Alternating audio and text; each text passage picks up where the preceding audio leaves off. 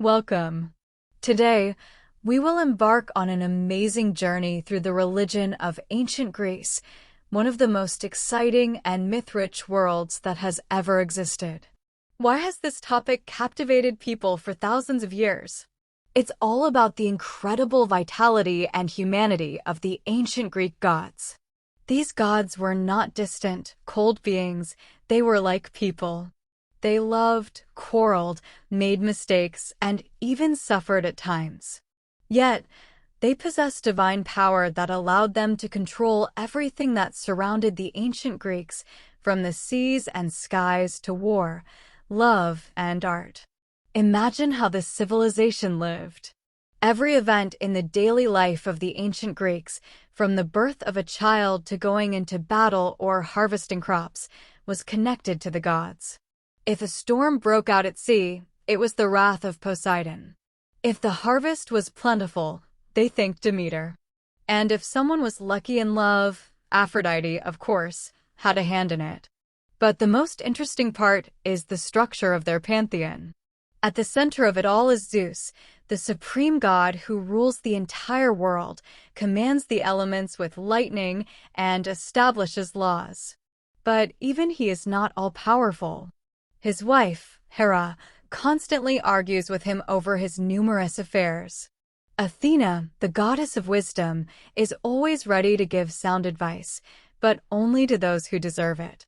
Apollo, the embodiment of art and harmony, can be generous but also strict and just. Ares, the god of war, is pure chaos, sometimes frightening even his fellow gods. And what makes these gods so fascinating to us? Their humanity. They live, fall in love, get jealous, and compete. They are simultaneously above us and so much like us. Through the myths of the gods, the ancient Greeks tried not only to explain the world around them, but also to show that even the greatest beings have their weaknesses. This lecture is a chance to immerse ourselves in their world and learn how the religion of ancient Greece shaped people's lives and left its mark on art, literature, and even our modern ideas of heroism and fate. Ready? Then let's begin. The nature of the gods, divine yet human. The religion of ancient Greece is a wondrous world where the gods did not just watch from Mount Olympus, but were a part of daily life. Imagine a world where every event, every natural phenomenon, and even the most mundane actions were closely tied to the will of the gods. A thunderstorm on the horizon? That's Zeus the Thunderer angered. A calm sea? The favor of Poseidon. The ancient Greeks lived in a world where the divine and the human coexisted, intertwined in vibrant, dramatic stories. The religion of the ancient Greeks was polytheistic, meaning they worshipped many gods.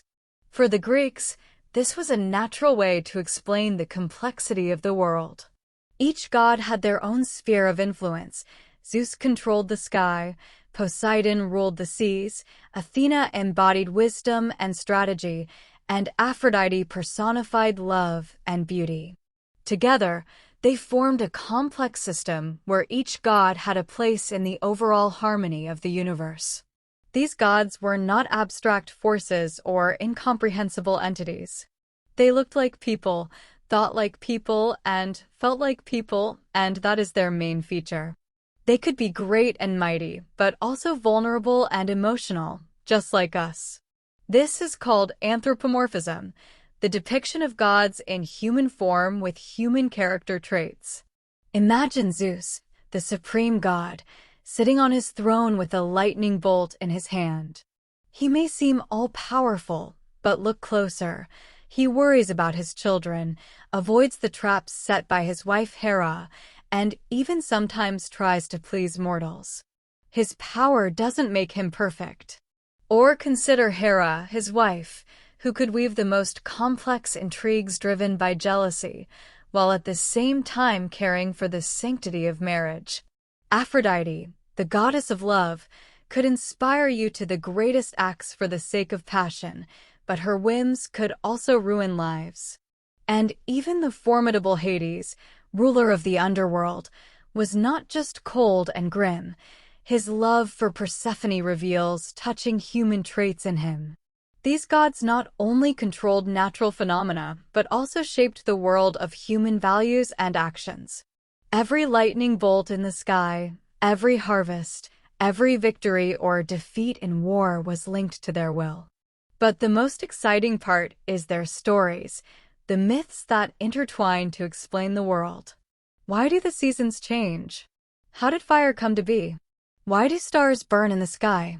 The myth of Demeter explained the changing seasons through a mother's grief, which caused the earth to freeze in a winter slumber. Prometheus, who stole fire from the gods to give it to humans, was punished by Zeus, but his sacrifice became a symbol of the struggle for knowledge and progress. These stories were full of meaning and lessons. Through myths, the Greeks learned not only about the structure of the universe, but also about human nature. The gods did not demand blind love or unconditional reverence. They could be feared, respected, thanked, and even hated. A sailor could pray to Poseidon for calm waters, but curse him if a storm ripped his sails. A farmer would offer gifts to Demeter, but could feel resentment if a drought destroyed his crops. The relationship with the gods was complex and personal, almost like relationships with people. Religion was an integral part of life. People started their day with a prayer, dedicated festivals to the gods, built temples, and made sacrifices to earn their favor. Even the simplest actions, raising a cup of wine or taking the first piece of bread, could be a gesture in their honor. It was a world where the divine was inseparable from the earthly, where gods and humans existed in the same space, sometimes in peace, sometimes in conflict. It is this depth and humanity that made ancient Greek religion so captivating. It was not just about divine power, but about the human soul, its weaknesses, fears, and hopes. The Greek gods were not just characters in myths, they were alive. Zeus, the rise of the king of gods. Among all the ancient Greek gods and heroes, Zeus undoubtedly holds the central position. He is the supreme ruler of Olympus, the master of the skies, and the wielder of thunder. But his path to power was not easy and began in the very depths of creation. To understand his story, we must go back to a time when neither gods nor mortals existed, nor the world as we know it. Back then, there was only chaos. From chaos emerged Gaia, Mother Earth, who became the foundation of all that exists. She gave birth to Uranus, Father Sky, and together they brought forth the first generation of powerful beings, the Titans. The Titans were ancient deities possessing colossal strength and power. They embodied the primary elements and natural phenomena. Among them were the mighty Oceanus, symbolizing the boundless waters, Tethys, mistress of springs and rivers, Hyperion, lord of light, and Phoebe, goddess of radiance and prophecy. But one Titan stood out among them all, Cronus, the youngest son of Gaia and Uranus. Driven by a thirst for power and encouraged by his mother, Cronus overthrew his father, Uranus. This was the first time power had changed hands through betrayal, and it was Cronus who became the king of the Titans. It seemed he was destined to be a great ruler, but his fate was already sealed. Before his demise, Uranus cursed Cronus, predicting that he too would be overthrown by one of his own children. This prophecy haunted Cronus, making him suspicious and merciless. Each time his wife, the Titaness Rhea, gave birth to a child, he devoured it, giving it no chance to rebel. Thus, their firstborn, Hestia, Demeter, Hera, Hades, and Poseidon, were swallowed. It seemed Cronus's rule would last forever. But Rhea, tormented by grief, could not allow her last child to share the same fate. When it was time for Zeus to be born, Rhea decided to deceive Cronus. Instead of the infant, she wrapped a stone in swaddling clothes and gave it to her husband. Cronus, suspecting nothing, swallowed the decoy. Rhea hid the real Zeus on the island of Crete. There, in a secluded cave, the infant was lovingly raised by nymphs, and the goat Amalthea fed him her milk. Zeus grew up surrounded by love and attention, knowing that a great destiny awaited him. He was not just a child hiding from his father, he was the last hope for the world. His birth marked the beginning of the end for the Age of the Titans and the start of a new era, where rule was based not on brute force and fear, but on order, justice, and the divine chaos that Zeus always brought with him. Even then, in his hiding place, he showed the traits that would later become his trademark. He was not only decisive and just, but also incredibly charismatic. It was these qualities, along with his power, that made him the undisputed leader among the future Olympians. The story of Zeus is a tale of a miraculous rescue, a hidden resistance, and waiting for the right moment to restore balance. But most importantly, his story is about the birth of hope. With his arrival, the ancient world prepared for change, for the establishment of an order that, despite its complexities, became a new epoch in the history of gods and men. The power and passions of Zeus. Imagine an infant hidden in a cave on the slope of the majestic Mount Ida in Crete. This was the place where destiny concealed the future thunderer from the all-seeing eye of Cronus. He was surrounded by the nymphs Adrastea and Ida, who not only fed him but loved him as their own son. The sacred goat Amalthea gave him milk that was said to fill Zeus with the strength of the gods. According to legend, her horn became the cornucopia, the horn of plenty, a symbol of grace. But even in such a sanctuary, his safety was fragile. The Curetes, sacred guardians assigned by Rhea to protect Zeus, would loudly beat their shields, dance, and make noise to drown out the baby's cries and deceive Cronus. It seemed nature itself, nymphs, spirits, and even animals conspired to protect the future king. When Zeus came of age, he learned the truth of his origin and the prophecy that he was destined to overthrow his father. But to do this, he needed a power capable of confronting the Titans. Zeus decided to journey to Tartarus, where the Cyclopes, one-eyed giant masters of the forge, were imprisoned. The monstrous appearance and immense strength of these beings had led Uranus to imprison them in the depths of the underworld. Even Cronus, after overthrowing Uranus, did not free them, fearing their might. The Cyclopes were legendary blacksmiths. They could create weapons that carried the power of creation itself.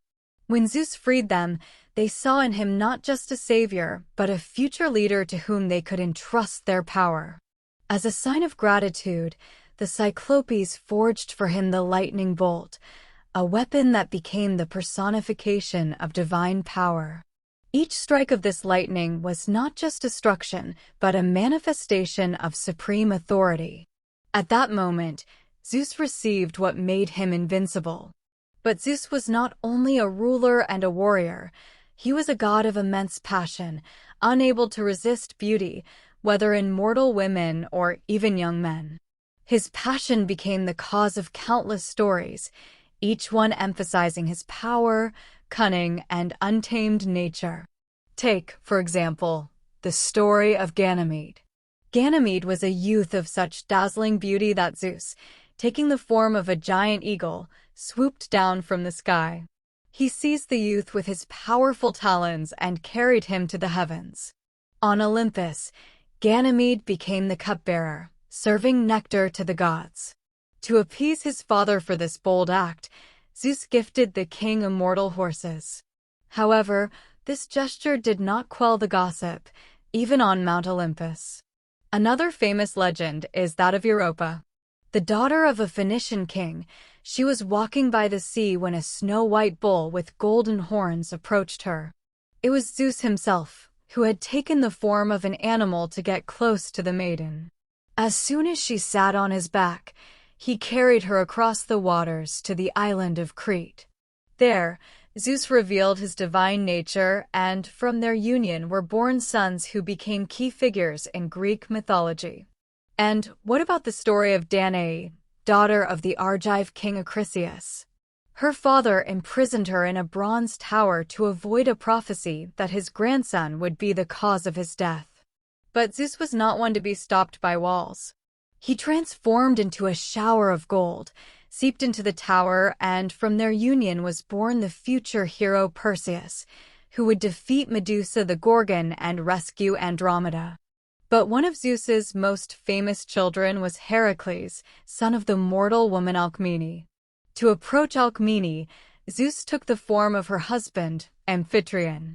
From their union, Heracles was born, who later became a symbol of strength and courage, but also the object of relentless persecution by Hera, Zeus's wife.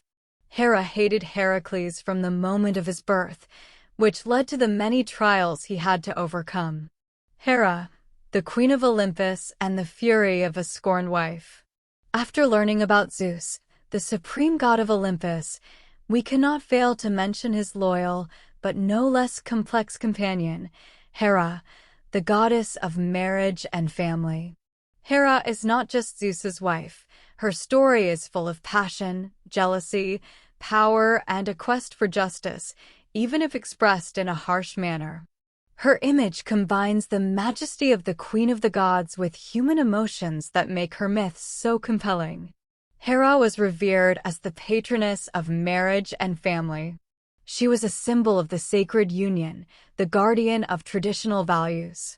Her name was associated with loyalty and the protection of loved ones, and she did not tolerate it when these values were threatened. But her own marriage to Zeus is a story of eternal contradiction between love and jealousy, between the desire to preserve her family and the struggle for respect.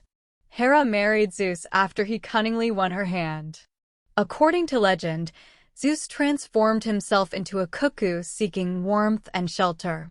Hera, touched by its plight, held it to her breast. At that moment, Zeus resumed his true form and proposed that she become his wife. This moment marked the beginning of their complex union, which combined love, passion, and endless trials. Although Hera was the queen of the gods and the wife of Zeus, their relationship could rarely be called harmonious. Zeus, known for his numerous love affairs, was a frequent cause of her fury. Each of his infidelities offended her pride and undermined her status. But Hera never remained passive. She directed her wrath at both Zeus himself and those who became objects of her jealousy. Her jealousy was not just an emotion, but a force capable of causing chaos. Hera was relentless in her revenge and always sought to punish those who threatened her marriage, even if they were innocent victims. Her anger extended to Zeus's lovers and their children. One of the most famous victims of Hera's wrath was the Titaness Leto, who became pregnant by Zeus. When Hera found out, she forbade the earth from providing Leto a place to give birth. Leto wandered, suffering in pain, until she found the small island of Delos, which, being mobile, was not attached to the earth and therefore not subject to Hera's curse. There, Leto gave birth to the twins Apollo and Artemis, who would later become some of the greatest gods of Olympus. This myth shows how far Hera could go in her jealousy, but also highlights the power of survival and resilience. Another victim of Hera was Io, a mortal woman with whom Zeus fell in love. To hide his affair, Zeus turned her into a cow. But Hera saw through the deception, demanded the cow as a gift, and set the 100-eyed giant Argus to watch over her. Zeus sent Hermes to free Io by killing Argus. In retaliation, Hera sent a gadfly to torment Io, who wandered until she reached Egypt, where she finally regained her human form. The most vivid illustration of Hera's wrath was her hatred for Heracles, the son of Zeus and the mortal Alcmene.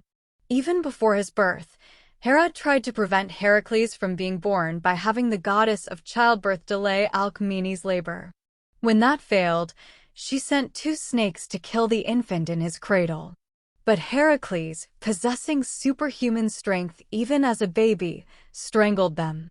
Throughout his life, Hera constantly subjected him to trials. It was she who forced him to perform the 12 labors to atone for the murder of his family, which she herself had provoked by driving him mad. Poseidon, the untamed lord of the seas. From the majestic peaks of Olympus, let's descend into the tumultuous sea, where his brother Poseidon reigns. Poseidon is a god in whose veins flows the very element of the sea. He could grant calm waters to sailors or raise a storm capable of crushing an entire fleet. His trident is a symbol of absolute power over the waters and the depths, and his character is as unpredictable and powerful as the ocean itself. Poseidon was not just the ruler of the seas, he was the embodiment of their power. His vast palace, built at the bottom of the sea, shone with pearls, corals, and gold. However, as is often said, a calm surface hides a storm. Poseidon could be generous and kind when sacrifices were made and he was praised, but his wrath was destructive. He controlled the seas, earthquakes, and even horses, which, according to myths, emerged from under his trident.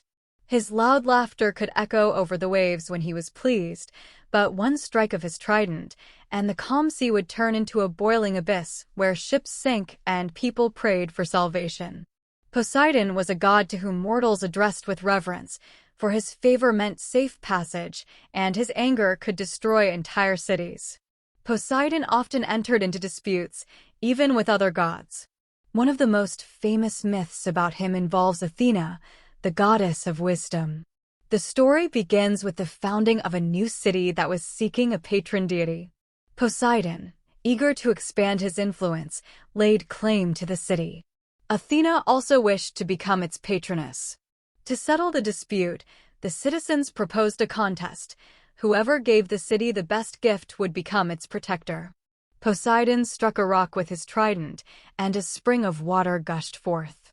However, the water was salty and undrinkable.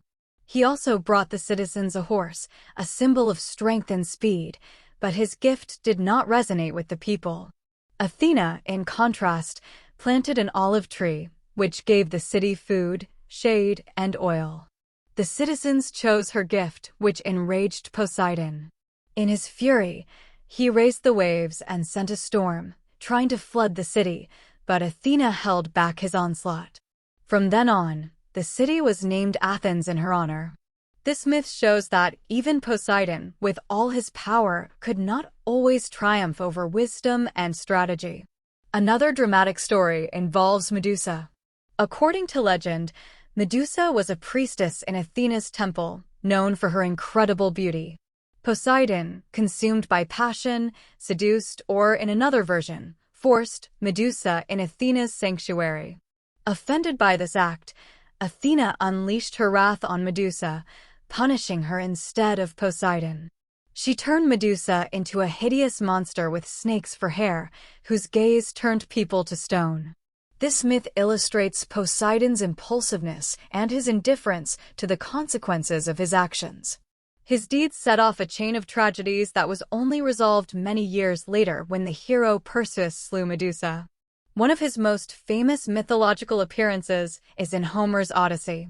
Odysseus, the hero of the Trojan War, accidentally angered Poseidon by blinding his son, the Cyclops Polyphemus.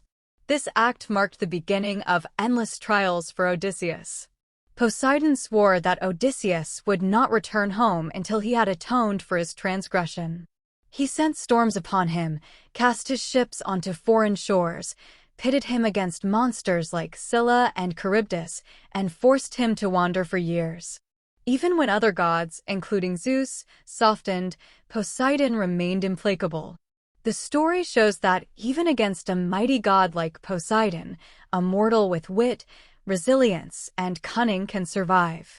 Poseidon is not only the lord of the seas, but also a god who personifies the power, impermanence, and danger of nature. His anger taught mortals to respect the seas, while his generosity gave them hope.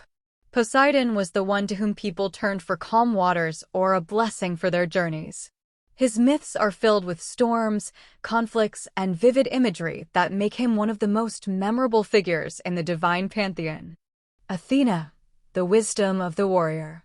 After immersing ourselves in the raging sea and the wrath of Poseidon, it's time to ascend to Olympus and meet Athena, the goddess of wisdom and war, the embodiment of reason and order. Athena is not just a goddess, she is an ideal, combining strength, knowledge, and beauty. Her appearance immediately commanded respect: tall armor, a gleaming helmet, a spear that seemed too light in her hand, and a brilliant shield bearing the head of Medusa. But her face, with its regular features and attentive gaze, was more like that of a thinker than a warrior. She was the personification of intellect, not just brute force. The story of her birth is a true mythological spectacle, full of drama and surprise. Athena came into the world in an unusual way, symbolizing that she was born not of the body, but of the mind. When her mother, Metis, the goddess of wisdom, became pregnant, Zeus feared a prophecy that said Metis's child would become stronger than the thunderer himself. Without a second thought, Zeus swallowed his wife to avert the threat. But Metis, being the embodiment of intellect, did not perish inside him. She began to create Athena, shaping her as the greatest mind and strategist. One day, Zeus felt a terrible pain in his head, as if Olympus itself were splitting apart. In agony, he called upon Hephaestus, the god of the forge.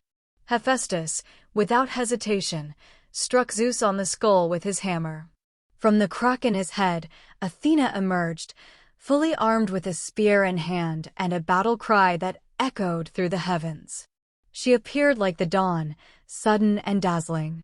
She did not just appear, she proclaimed that wisdom always goes hand in hand with strength. Athena was not one to fight for the sake of battle itself.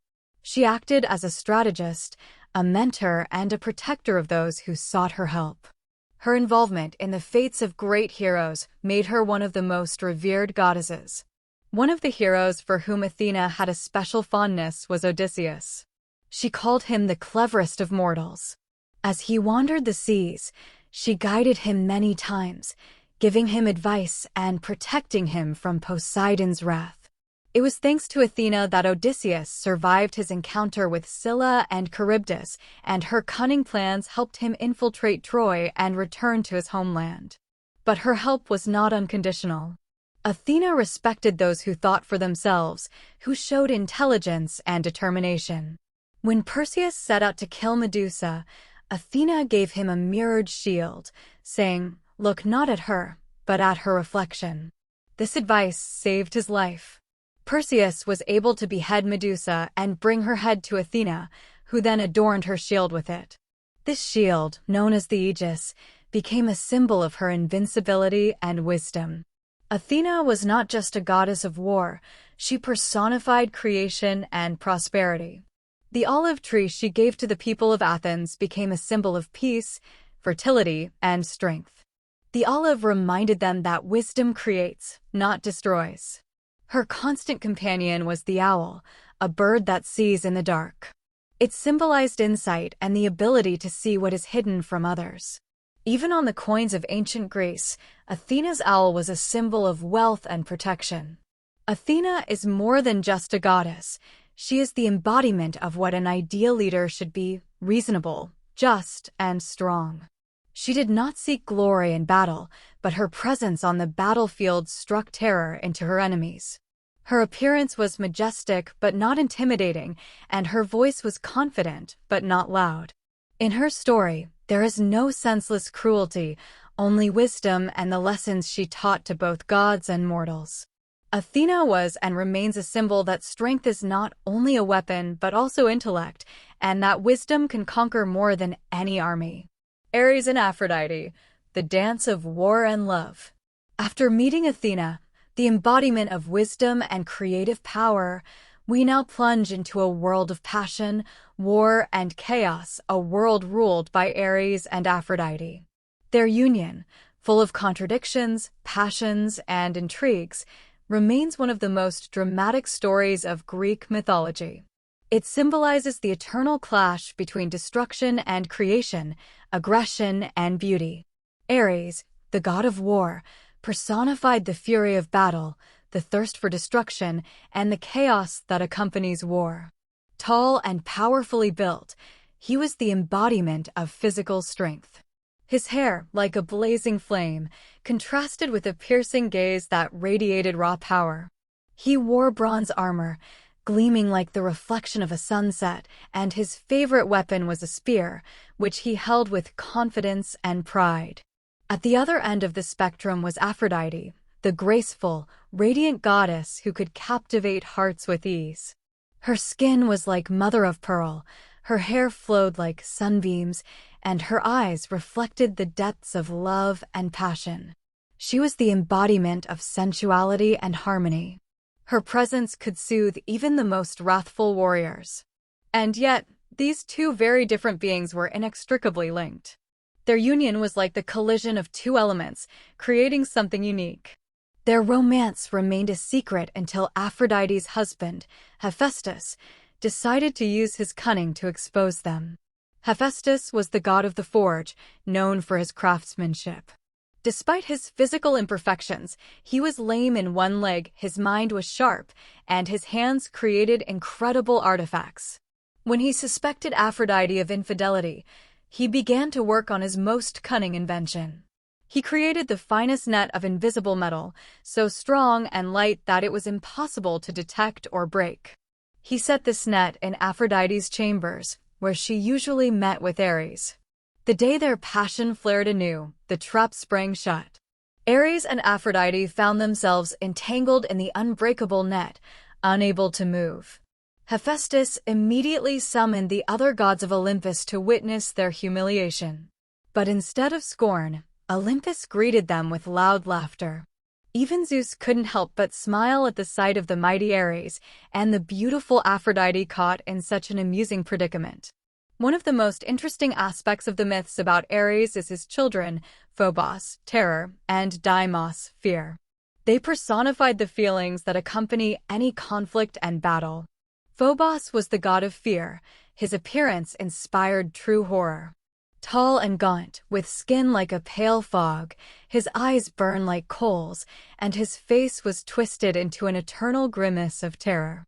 He accompanied his father into battle, but Phobos didn't just threaten. He was the one who made warriors doubt themselves, who caused a paralyzing fear that made them drop their weapons and try to flee. Deimos, unlike his brother, personified panic and chaos. He was muscular and agile, his face bore a malevolent grin, and his movements were sharp and menacing. He sowed chaos among Ares' enemies, causing them to lose their minds and descend into madness. These two beings were constant companions of Ares, symbolizing his destructive nature and mercilessness. They served as a reminder that war is not only a physical battle, but also a battle of the mind and spirit. Everything about Ares spoke of destruction, his quick temper, his thirst for battle, and a fury that often knew no bounds. Aphrodite, in contrast, was a symbol of harmony and beauty. She could stop the fiercest battle with a single glance. Yet, in their union, a balance seemed to be found. Even if they contradicted each other, they complemented one another. Ares and Aphrodite together were like a storm and the rainbow after it, like the sound of clashing swords and the melody of a lyre. Their myth tells us that love and war are two inseparable sides of the same coin, two forces that govern the world. This romance remains one of the most emotional and contradictory stories of Olympus. It shows that even gods can succumb to their passions, make mistakes, and find beauty in the most unexpected places. Ares and Aphrodite are a reminder that none of us can be only destruction or only creation. We are a mixture of these principles, and that is what makes us truly alive. Hephaestus, the divine craftsman. After the turbulent passions of Ares and Aphrodite, we turn to a more grounded but no less interesting figure, Hephaestus, the god of the forge, fire, and crafts. His story is a tale of how resilience and talent can turn even the harshest circumstances into an opportunity to create something great.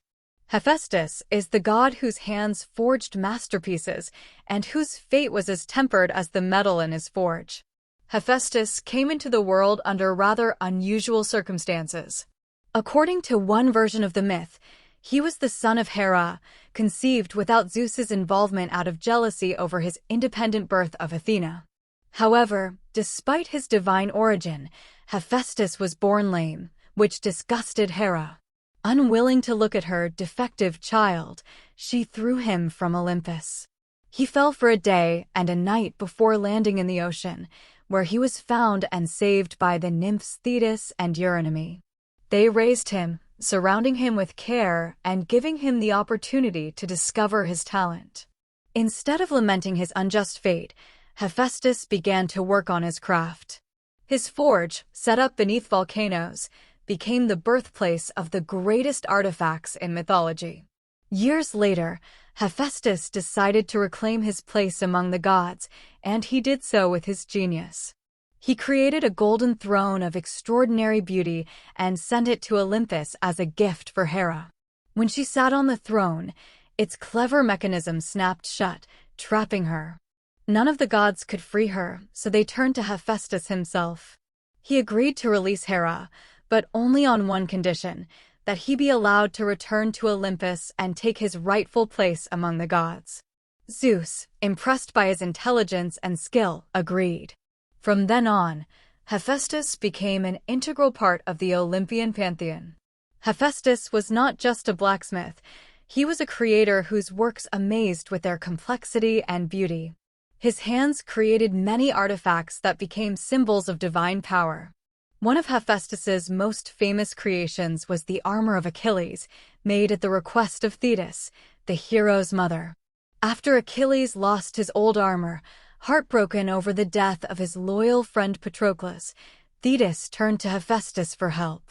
The armor he forged was not just protection, but a work of art.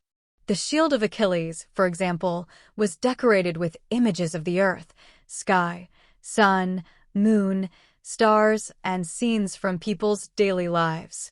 This shield symbolized the entire world, combining the harmony of war and peace. When Achilles wore this armor, he looked like a deity, and its magical power helped him win many victories. A key myth in which Hephaestus played an important role was the story of how Prometheus stole fire for humans. Fire, a symbol of light, warmth, and progress, was a monopoly of the gods, and mortals were not allowed to use it. Prometheus, a titan who sympathized with humanity, decided to right this wrong. Hephaestus's forge was the source of divine flame, and it was from there that Prometheus stole a spark. According to legend, he used a hollow fennel stalk to hide the fire and secretly bring it to humans. When the flame was in the hands of mortals, they could warm themselves, cook food, and forge tools. Zeus was enraged by this act. As punishment, he ordered Hephaestus to create Pandora, the first woman, who brought troubles to humanity by opening her famous jar. Additionally, Zeus personally punished Prometheus, chaining him to a rock where an eagle would tear at his liver every day.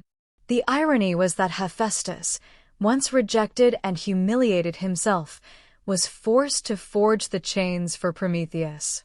Hephaestus is a symbol of how one can turn weaknesses into a source of strength. Despite his lameness and humiliation, he proved his worth by creating objects that influence the fates of gods and mortals. His story reminds us that greatness is born not from external strength, but from talent, perseverance, and the ability to overcome difficulties. Each of his creations is not just an object, but a symbol of strength, hope, and harmony. His armor protected heroes, his inventions inspired, and his forge became a place where destinies were forged. Apollo and Artemis, the twins of light and night. From the fiery depths of Hephaestus's forge, we ascend to the radiant heights of Olympus to meet a remarkable pair of divine twins, Apollo and Artemis. These twins, children of Zeus and Leto, symbolize light and darkness, art and nature, prophecy and the hunt. Their roles in Greek mythology were always linked to a balance, where one reflects the clarity of day and the other guards the secrets of the night. Apollo was the god of light, music, and prophecy, shining brighter than all others. His image is the ideal of youthful beauty and refinement. Imagine a tall, slender youth with golden hair that shimmers like morning rays and eyes filled with the light of wisdom. He wears a golden toga, and in his hands, he holds a lyre, the symbol of music, or a bow, the symbol of precision and justice. But his light not only warms, it can be unforgiving. Apollo was the god of clarity and truth, which, as we know, can sometimes wound more deeply than any weapon. One of the most significant aspects of Apollo was his connection to prophecy. His temple at Delphi, located on the slopes of Mount Parnassus, was considered the heart of Greece's spiritual life. People from all corners of the world flocked here to learn their fate from the oracle. Myth tells that when Apollo first came to Delphi, he encountered a monstrous giant serpent, Python, who lived near a sacred spring. This spring represented untamed chaos. Apollo, determined to make this place sacred, battled Python.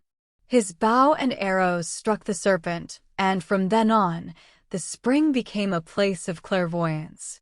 The priestess, the Pythia, intoxicated by laurel smoke, delivered prophecies that were not always clear but were always significant. Apollo was also an unrivaled musician.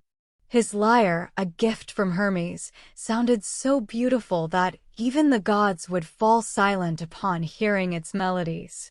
However, not everyone acknowledged his superiority.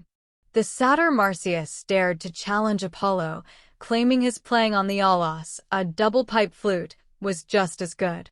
Apollo agreed to a contest, but with the condition that both would play their instruments upside down. Marsyas could not manage this and lost. Apollo punished him cruelly, a reminder that divine music is an unattainable ideal for mortals. Artemis, Apollo's twin sister, was his complete opposite. She was the image of wildness and freedom. Her hair flowed like moonlight and her eyes shone with the cold glint of stars. She wore a light tunic, practical for hunting, and on her back, she carried a silver bow and a quiver of arrows. She was surrounded by wild animals who followed her as their patroness. One of the most famous myths about Artemis illustrates her vengeful nature. Niobe, the queen of Thebes, dared to humiliate her mother, Leto. Niobe, proud and arrogant, claimed she was better than Leto because she had more children. This insolence angered Artemis and her brother. Apollo and Artemis descended to Earth to punish Niobe.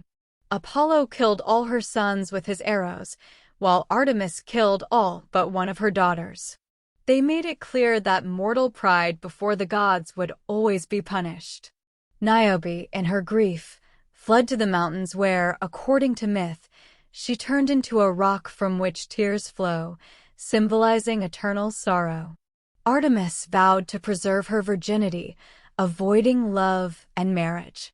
This oath became a symbol of her independence and connection to nature, making her an ideal for young girls who aspired to be as free and strong.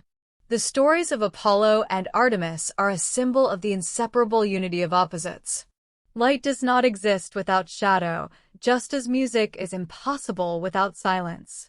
Apollo inspires us to strive for clarity, harmony, and art.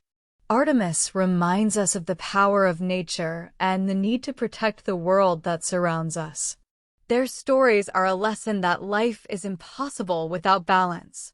Light and dark, day and night, civilization and nature, all these elements create the harmony that underlies the world. Demeter and Persephone, the cycle of life and death. After the stories of the majesty of Apollo and Artemis, let's delve into one of the most touching myths of Greek mythology, the tale of Demeter and Persephone. This story is not just about an abduction, but about the eternal cycle of nature, the changing of the seasons, and the balance between life and death. In ancient times, when the earth was young and the gods walked among mortals, the story of a mother and daughter, of loss and rebirth, became the foundation of nature's eternal cycle. This is the story of Demeter and Persephone, two goddesses whose fates became intertwined with the darkest and most mysterious ruler of Olympus, Hades. Their myth is not just a legend, it is an explanation of life itself, its mysteries, and its changes. Demeter, the goddess of fertility, was the embodiment of the earth itself. Her hair, like ripe wheat, flowed in the wind, and her caring hands bestowed harvests upon the world. Fields bloomed, trees bore fruit, and people offered her prayers of gratitude. But beneath this image of Mother Nature lurked a force like a storm, ready to destroy everything if her beloved daughter, Persephone, was in danger. Persephone was the young goddess of spring, whose beauty could outshine the brightest flowers. She loved to wander through meadows, collecting narcissus, tulips, and roses. Her laughter was like the ringing of bells, and her footsteps seemed to awaken nature to life. But as often happens, this beauty attracted not only admiration but also desire. From his underworld kingdom, Hades, the lord of the dead, watched Persephone. The god whose name inspired terror was the eldest brother of Zeus and Poseidon, but he was often misunderstood. His stern features, dark robes, and the three-headed dog Cerberus guarding the gates of the underworld only reinforced this image. But even Hades, in his cold realm, was capable of love. He fell in love with Persephone and decided to make her his queen. One day, as Persephone was gathering flowers, her attention was drawn to an unusually beautiful narcissus. Its petals shone like stars, and captivated, she reached out to pick it. At that moment, the earth split open, and a chariot drawn by dark horses burst forth. On it sat Hades. His eyes burned with determination, and before Persephone could scream, he seized her and carried her away to his kingdom. The meadow fell silent, the flowers froze, and silence consumed everything. When Demeter discovered her daughter was missing, her heart broke.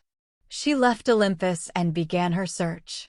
Her grief was so great that the earth stopped blooming.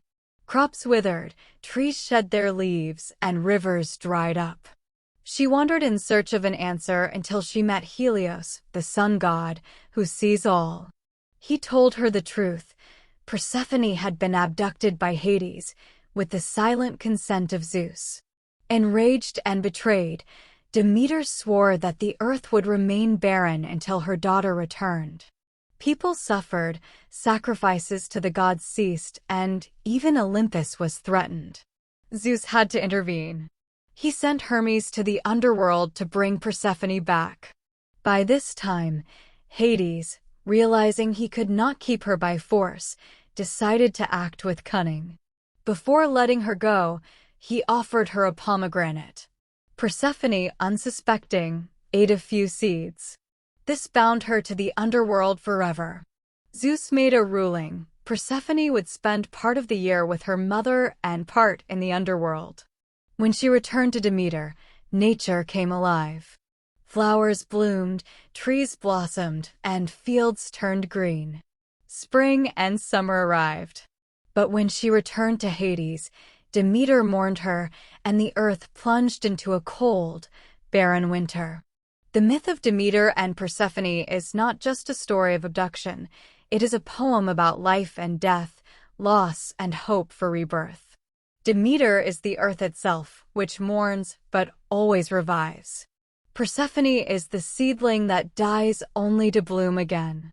And Hades reminds us that darkness is inseparable from light, and death is part of the great cycle of life. This myth, like nature itself, teaches us that after every winter comes spring, and every end is followed by a new beginning. Hermes and Dionysus, tricksters and revelers. After the deep and serious stories of Demeter, Persephone, and Hades, let's take a little break and meet the gods who added lightness, cunning, and fun to the myths, Hermes and Dionysus. Two completely different gods, but both connected to something very human: movement, ingenuity, joy, and celebration. If there was a jack of all trades among the Greek gods, it was definitely Hermes. The son of Zeus and the nymph Maia, he was born in a cave where his mother tried to hide from Hera's jealousy. But even as an infant, Hermes immediately proved that he could not be contained by ordinary standards. From the very beginning, his life was full of jokes, tricks, and brilliant inventions. Picture this. Barely born, Hermes slipped out of his swaddling clothes and set off on his first adventure. He saw the sacred cattle of his brother Apollo and, instead of admiring them, decided to steal them. But of course, the young god couldn't act simply. To cover his tracks, he made the cows walk backward and disguised his own footprints with branches. When Apollo realized the herd was missing, he was furious. Finding Hermes in Maia's cave, he accused him of the theft. But what did the baby Hermes do? He smiled sweetly and began to play the lyre, which he had just invented using a tortoise shell and sheep gut. The music was so beautiful that Apollo not only forgave him, but also took the lyre in exchange for the stolen cattle. This story perfectly captures the essence of Hermes. He became the god of speed, trade, cunning, and the guide of souls to the underworld. He was depicted with winged sandals and a winged hat, and in his hands, he held the caduceus, a staff entwined with two snakes. This staff was not only a symbol of his authority, but could also induce sleep or calm people down. His speed and intelligence made him the perfect messenger for Zeus, while mortals thanked him for being the patron of travelers, merchants, and even thieves. It's amusing that Hermes was not only a trickster god, but also an excellent mediator. He helped people and gods find common ground, and his role in myths often involved resolving the most complicated situations. He guided souls to Hades, delivered messages, and also helped Perseus in his battle with Medusa by lending him his winged sandals. Dionysus is a god who seems to embody life itself, vibrant, passionate, and sometimes chaotic. He represents wine, theater, and ecstatic joy. His birth itself was unusual. He was the son of Zeus and the mortal woman Semele. But tragedy struck even before he was born. Hera, learning of Zeus's affair, cunningly persuaded Semele to ask Zeus to appear to her in his true divine form. When he granted her request, she was consumed by his divine radiance. However, Zeus managed to save the unborn child by sewing him into his own thigh, from which Dionysus was later born again. From a young age, he showed a passion for nature and wine. He taught people how to cultivate grapes and turn them into a drink that was more than just wine. It was magic in a cup. Wine could relax, bring joy, but also stir up a storm of emotions, revealing the deepest feelings. Dionysus traveled the world, spreading the culture of winemaking. He was accompanied by a retinue as unusual as he was: satyrs with goat legs, maenads, women seized by ecstatic frenzy, and even wild animals that followed him. His festivals, known as the Dionysia or Bacchanalia, as another name for Dionysus is Bacchus, turned into wild revelries with dancing, singing, and theatrical performances. The theater itself originated from the worship of Dionysus. Tragedies and comedies were staged in his honor, later becoming an important part of Greek culture. One of the most vivid stories of Dionysus involves the king of Thebes, Pentheus. He decided to ban the festivals in honor of the god, considering them immoral. But Dionysus, angered by this, drove Pentheus mad and then cunningly tricked him into observing the Maenads' rituals. When Pentheus tried to intervene, the Maenads tore him apart, mistaking him for a wild animal. This myth is a reminder that ignoring human passions and nature is impossible. The Titanomachy, the War of the Gods. After the stories of gods who fill the world with cunning, joy, and art, it's time to return to the origins. The Olympian gods we know did not always hold sway over the world. Their reign was preceded by a great battle of generations, where the younger gods rose up against their predecessors, the Titans. This was a struggle not just for power, but for a new order that would forever change the fate of the universe. When Zeus came of age and learned of his destiny, he decided to rescue his brothers and sisters. With the help of his mother, Rhea, he tricked Cronus into drinking a potion that caused him to regurgitate the children he had swallowed. They were finally freed and sided with Zeus. Thus began the Great War, the Titanomachy, a battle of generations that lasted for 10 years. On one side were the Titans, led by Cronus. These ancient beings possessed colossal strength. Each of their attacks shook the foundations of the world. Among them were Atlas, who held up the heavens, Oceanus, embodying the world ocean, and Hyperion, the Titan of light. On the other side were the young Olympians, led by Zeus. Their powers were just beginning to unfold, but they had an advantage: unity, determination, and cunning. Zeus understood that they could not defeat the Titans alone. He journeyed to the depths of Tartarus, where the Cyclopes and the Centimanes were imprisoned. The Cyclopes, one-eyed blacksmiths, were masters of their craft. In gratitude for their freedom, they forged for Zeus his main weapon, the lightning bolt, for Poseidon, the trident, and for Hades, the helm of invisibility. The Centimanes, giants with 100 hands, became living war machines, hurling boulders and tearing mountains from their roots. The battle raged on the peaks of Olympus and in the dark valleys of the earth. Zeus unleashed lightning upon his enemies, illuminating the sky with bright flashes. Poseidon, wielding his trident, summoned tsunamis and destructive earthquakes. Hades, invisible thanks to his helm, infiltrated the ranks of the Titans, sowing panic. The Centimanes hurled entire mountains, a new weapon that helped the Olympians maintain their advantage. The Titans responded with their own might. Their blows shook the earth, and their cries echoed throughout the universe. Atlas, holding up the heavens, tried to deprive the Olympians of their power. Hyperion blinded them with his bright light, and Cronus, armed with a scythe, fought with the ferocity of a cornered beast. After 10 years of battle, Zeus and his allies emerged victorious.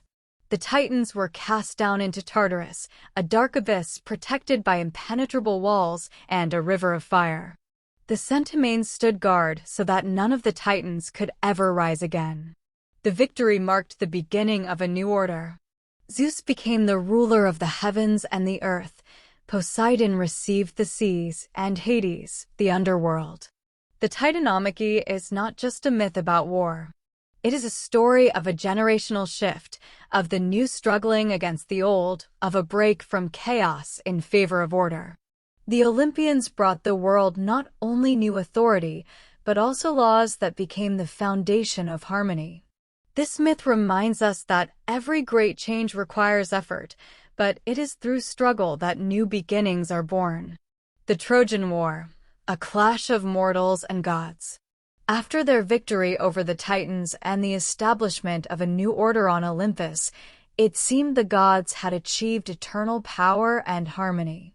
But even immortals were not immune to discord and rivalry.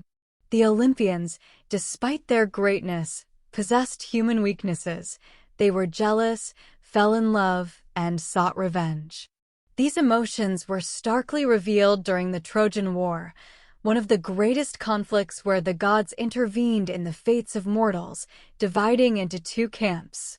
Their ambitions, anger, and love became the invisible threads that controlled the epic struggle. The conflict began with an act of vanity and revenge. At the wedding of Peleus and Thetis, a mortal hero and a sea goddess, all the gods were invited except one, Eris, the goddess of discord. Offended by her exclusion, She decided to take revenge by tossing a golden apple inscribed "to the fairest" onto the banquet table. This was enough to sow chaos. Athena, Hera, and Aphrodite, three great goddesses of Olympus, began to argue over who deserved the apple. Zeus, unwilling to take sides in this conflict, delegated the decision to the Trojan prince Paris, known for his beauty. Each goddess offered him something in exchange for victory. Athena promised wisdom and military power. Hera offered power and wealth. Aphrodite promised the love of the most beautiful woman on earth, Helen, the wife of the Spartan king Menelaus. Paris chose Aphrodite, which incurred the wrath of Athena and Hera.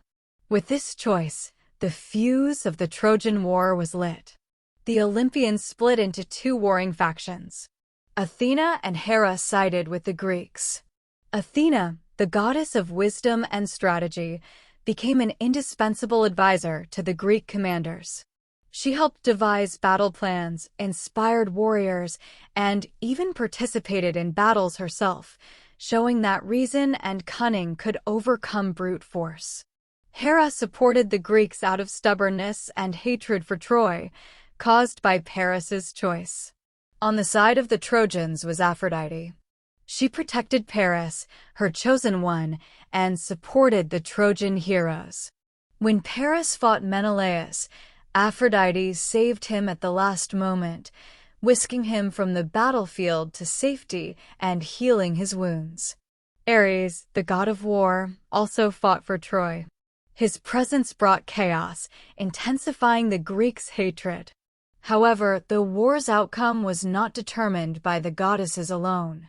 Apollo, the god of light and prophecy, protected Hector, the greatest of the Trojan warriors, and personally guided the arrow of Paris that struck Achilles in his only vulnerable spot, his heel. Apollo symbolized light and order, but his actions proved he could be merciless in defending his chosen ones. On the other side, Poseidon, the god of the seas, joined the Greeks. The Trojans had once built the walls of their city without paying him proper tribute.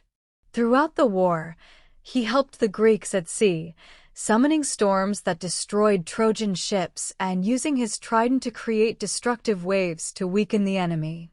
The battles on the field often became arenas for divine clashes.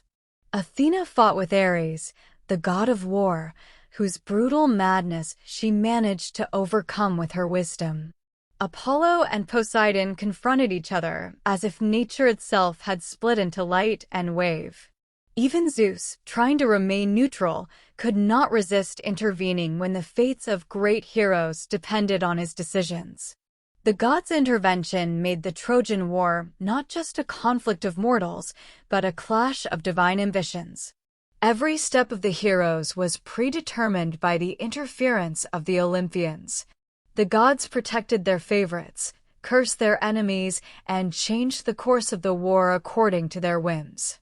The fall of Troy was foreordained.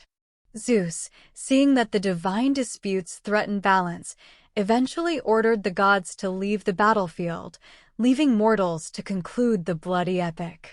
The Trojan War became not only the greatest trial for humans, but also a mirror reflecting all the weaknesses and passions of the gods. The Olympians showed that despite their power, they were as susceptible to love, anger, and jealousy as mortals. Their intervention turned the war into an epic where the fates of humans and gods were forever intertwined. Festivals, celebrating the gods. After the fierce battles on Earth and the divine interventions in the Trojan War, it's time to turn to more peaceful times when mortals honored their celestial patrons not with weapons, but with celebrations and art. The ancient Greeks loved to glorify their gods, turning every festival into a grand event that united people, inspired art, and strengthened faith. These festivals were not just religious rites, but true cultural phenomena that left a mark on history. The most famous of these festivals were the Olympic Games, dedicated to the most powerful of the gods, Zeus. Every 4 years, in Olympia, a sacred site on the western coast of Greece, Athletes from all over Hellas gathered to demonstrate their strength, agility, and endurance. The games began with a solemn procession and sacrifices to Zeus, accompanied by prayers for victory and blessings. The Olympic competitions included disciplines such as running, javelin and discus throwing, chariot racing, and even pancration, a mix of boxing and wrestling. Each contest was not just a test of physical ability, but also an expression of reverence for the god. The winners received not gold but laurel wreaths, a symbol of Zeus, and their names became immortal. Olympia itself, with its majestic temple of Zeus and the statue of the god created by Phidias, was the embodiment of power and grandeur. If the Olympic Games were the personification of strength, the Panathenea in Athens emphasized beauty, art, and wisdom. This festival, dedicated to the city's patroness, Athena, united all layers of society. Every 4 years, the Great Panathenea took place, lasting several days and including many events. The main event was a grand procession in which thousands of people participated. The citizens walked to the Acropolis to present Athena with a new peplos, a huge woven cloak decorated with scenes of her victory over the giants. This peplos was raised to the statue of Athena Parthenos, made of gold and ivory. The festival also included musical competitions, athletic contests, and poetry readings. One of the most spectacular events was the chariot races and dances held at the Temple of Athena. The winners of these contests received not only glory, but also amphorae filled with olive oil, the symbol of the goddess. The Panathenea underscored the city's connection with its goddess, making their relationship unique. The most unusual and joyous of all Greek festivals were the Dionysia, dedicated to the god of wine, theater, and celebration, Dionysus. There were rural Dionysia and the Great Dionysia in Athens. The rural Dionysia were simple and folksy, with processions, songs, and dances. The Great Dionysia, however, evolved into a grand cultural event. During the Great Dionysia, Athens became the center of the theatrical world. Over several days, the best playwrights, such as Aeschylus, Sophocles, and Euripides, presented their tragedies and comedies to the public. The Theater of Dionysus, located at the foot of the Acropolis, became a place where myths and tragedies came to life, and the audience experienced catharsis. The procession opening the Dionysia was bright and noisy. Participants carried a statue of Dionysus, sang, drank wine, and rejoiced. This festival was not only a celebration of the god, but also a symbol of the joy of life, overcoming grief, and human unity. These 3 festivals, the Olympic Games, the Panathenea, and the Dionysia, represented 3 of the most important aspects of Greek life: strength, wisdom, and joy. Through them, the ancient Greeks expressed their connection to the gods, glorified their greatness, and were inspired to great deeds. These celebrations not only strengthened religious traditions, but also became the foundation of a cultural heritage that continues to inspire humanity to this day. Rituals and temples, communicating with the divine. After the vibrant festivals that brought all of Greece together to honor the gods, let's turn to another fundamental aspect of ancient Greek religion. If the festivals were loud and grand, the rituals and rites were a quiet, but no less important way of communicating with the gods. Through sacrifices, temple ceremonies, and sacred vows, the Greeks expressed their devotion and gratitude, strengthening the bond between mortals and immortals. Sacrifice was at the heart of ancient Greek religion. It was an act that united people with the gods, ensuring their favor. The Greeks believed that the gods, like mortals, needed food and drink to maintain their strength. Therefore, sacrifices included a variety of offerings: animals, food, wine, and even rare jewels. Most often, animals such as bulls, sheep, or goats were chosen as sacrifices. They had to be flawless, as only the best gifts were suitable for the gods. Before the sacrifice, a special purification ceremony was held where the animals were adorned with wreaths and sprinkled with barley. After a prayer, the animal was killed, and its blood was considered the most sacred part of the ritual. It was poured onto the altar, and the meat was divided. A portion was burned as a gift to the gods, and the rest was consumed by the participants of the ceremony. Besides animals, wine, bread, honey, and olive oil were sacrificed. These products were placed on the altar or burned so that their aroma would reach the heavens. For example, white bulls were most often sacrificed to Zeus, while Demeter was offered the fruits of the earth, such as grain and bread. Olive oil was dedicated to Athena, symbolizing her patronage over Athens. Temples in ancient Greece were not just places of worship, they were the homes of the gods, their earthly dwellings where everyone could feel their presence. Each temple was dedicated to a specific god, and its architecture reflected the greatness and power of the patron. One of the most famous examples was the Parthenon in Athens, dedicated to Athena. The Parthenon, built on the Acropolis, was more than just a temple. It symbolized the victory, prosperity, and protection of the city. Inside the temple stood the colossal statue of Athena Parthenos, made of gold and ivory. During the Panathenea, Athenians brought her the new peplos, which was delivered to the temple in a solemn procession. Inside the sanctuary, prayers and sacrifices were performed, and the smoke from the burnt offerings rose to the heavens. Ceremonies in the temples took place not only on specific holidays, but also daily. Priests and priestesses conducted purification rites, prayed, and maintained the cleanliness of the sanctuary. Ordinary people brought offerings, prayed for help, or gave thanks for blessings. The temples also served as repositories for gifts to the gods, statuettes, jewelry, amphorae with oil or wine, which believers left as a sign of devotion. Rituals and rites were an integral part of every Greek's life, from the commoner to the king. They allowed one to feel a connection with the divine, to seek protection, or to express gratitude. These actions were not just a religious duty. They united communities, strengthened social ties, and passed down a sense of respect for the gods from generation to generation. Sacrifices and temple ceremonies showed that in ancient Greek religion, there was no gap between daily life and the divine world. Every prayer, every offering, every grand sacrifice was a reminder that humans and gods are part of one great world. The enduring legacy of ancient Greece. Ancient Greek religion left a profound mark on human history.